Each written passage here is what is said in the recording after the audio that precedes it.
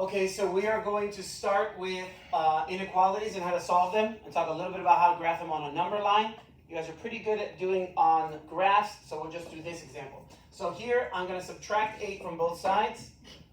Subtract 8 from both sides. I'm going to be left with negative 5x is greater than or equal to 20. Now, when I get rid of the negative 5, I'm going to divide both sides by a negative number, causing the inequality to change directions. So, if I divide by negative 5, and then divide by negative 5, x is going to be less than or equal to negative 4. Okay, so the inequality also shifts. Now, on a number line, you would find where negative 4 is. You would leave a closed circle because of this line here. And all the answers are less than negative 4, so all the answers are in that direction. Now, this one here, same situation. I'm going to add 6 to both sides. 3x is greater than 8. Divide by 3. Divide by 3. X is going to be less than 2.6 for x. So again, on the number line, you're probably looking somewhere between 2 and 3. And this time, because of this, it's going to be left as an open circle. Okay? Now in this one, x is still less than 2.6. So you don't change the inequality every time you divide. It's every time you divide or multiply by a negative number on both sides. So now, x is still less than, going in that direction. Okay? I'm going to shift into the next two things we're going to talk about. Now we're going to be doing an and question. Now an and question, when you graph it, is going to end up kind of doing a space like that, right into each other. So they're going to be overlapping, and then the only place they overlap is where the answer is.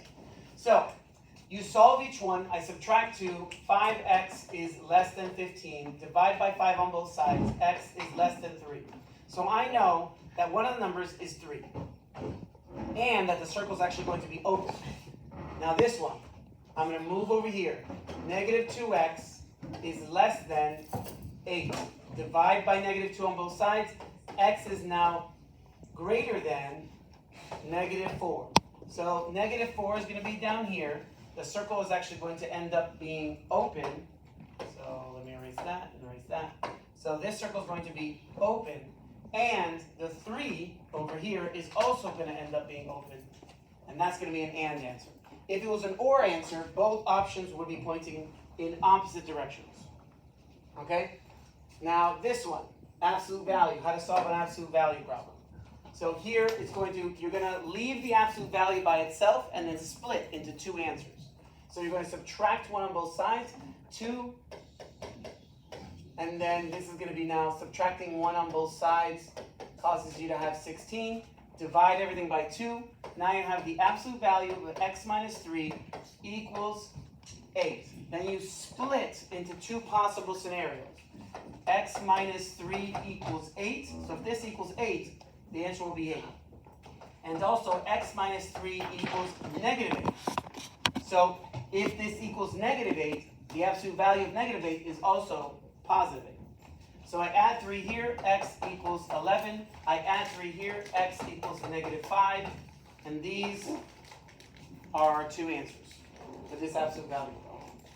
Now, if this was graphing it, you would have gone up 1, to the right 3, and you would have narrowed it down a little bit more because it's going up faster. All right, let's shift over. Now let's do domain and range of what you're looking at here. So domain is x's, all possible x's. So all the possible x's for this are from here all the way to here. If there was an arrow, that would obviously be infinite going on in that direction. But it's only from here to here. So negative 2 is the lowest, and x is going to be filled because this dot is filled. And this is also filled, and it's going to go all the way to, let's say it perfectly goes down to 3. And that would be the domain. The range is y. So what's the lowest and what is the highest? So this one would be from negative 1, also filled in, y, and it's going to go all the way to 4.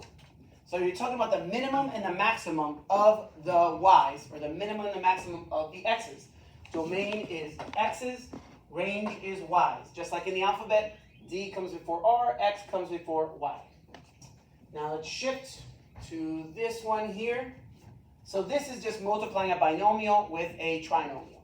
So now I'm going to multiply 5x with everything that's in here. So 5x times 2x squared is now 10x to the third. 5x times 5x, that's 25x squared. 5x times negative 2 is negative 10x. Then I'm done with that part. The next one I'm going to do is the 2. 2 is going to multiply with everything here. So it's going to be 2 times 2x squared. That's going to be 4x squared. This is going to be 10x. And this is going to be negative 4. Then you combine like terms and you're done. This is the only one of its kind, so it's just going to come straight down. Then I'm looking for squareds. That's 25 and 4. That means I'm going to have 29. That's a horrible 9. 29x squared. Done and done. I have a negative 10x and a positive 10x, so they actually cancel each other out, leaving us with just that negative 4 at the end, leaving us with a trinomial. Last, I think we're on the second to last or last thing. Okay, this is factoring. So there's a number in A, I can't divide everything by 2, so I have to actually go through this process of 2 times negative 5 is negative 10. What two numbers multiply to make 10, but when they subtract, they make 9. It's going to be 10 and 1. So this is going to split into 10x and 1x, which is really just x. Now the largest one is going to be the negative, so this is going to be a positive. I bring down the negative 5. I bring down the 2x squared. Then I'm going to factor the beginning and factor the end. These have a 2 in common, and they both have an x in common. So I factored it out, causing us to have x minus 5. Here, I can't factor anything out. They don't have anything in common. But you can at least factor out a 1, so then you're factoring out something. So I factor out a positive 1, and I'm left with x minus 5. I know that I've done it correctly because both parentheses have the correct number inside the parentheses. The same thing in the parentheses. So I'm left with 2x plus 1 and x minus 5 for my final answer for that. Then we have this, factoring this. Now this is not a perfect square, so I don't like this example. I should make this into a perfect square. So write 27 here. No, that's not a perfect square. Let's do 64. Okay, so this is a perfect square, and that's a perfect square. So, and there's no number in the middle, so I know the signs are different. So I know that one of them is 8x squared plus 9, and the other one is 8x squared minus 9. Okay? And then that's it. I've split this perfect thing into 2. I can't split this more. The 9 makes you think you can split it more, but you cannot because of the 8. Okay? This one is the actual final thing we're going to do here, and is making a box plot. The first thing you have to do when you make a box plot is put all the numbers in order. So we have 11, we have 13,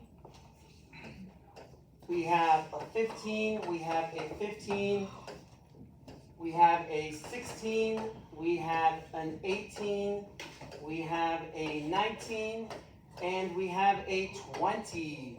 So these are all the numbers we have. We have 1, 2, 3, 4, 5, 6, 7, 8 numbers, which means we're not going to have one number in the middle. We're going to have 2 numbers in the middle.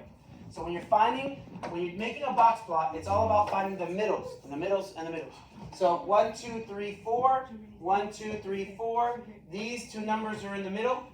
Okay, so I'm going to add them and divide by 2, causing it to be 15.5. Okay? Now, that's the first line. Now I have to find the middle of these over here, which is adding these together. If I add those together and divide by 2, I'm going to get 14. Over here, what's the middle of the right? I'm going to add these together and divide by 2, and I'm going to get 18.5. Then the minimum is 11, and the maximum is 20. So These are your lines. Now, I know we start on 11. So 12, 13, 14, 15, 16, 17, 18, 19, 20. So the box plot should look like this. 1 on 11, 1 on 14, 1 on 15 and a half, 1 on 18 and a half, and 1 on 20. Here is your box plot. These are your lines on the outside, your minimum and maximum. Every line is considered a quartile because it contains 25% of your information. Another 25% of your data. Another 25% of your data. And another 25% of your data. Okay? So a quartile range. Interquartile range would be from here to here. Range is from here to here. And that's it. Good luck.